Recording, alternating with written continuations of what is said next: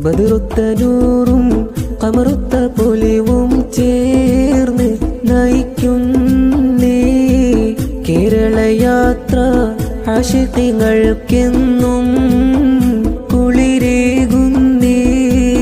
അറിവിൻ മഹാത്മ്യം അറിയണം നമ്മൾ, പൊലിവോടെ യാത്രയിൽ ചേരണം നമ്മൾ. ഒറ്റക്കെട്ടായി നന്മയുടെ വഴി തേടി കൂടേണം.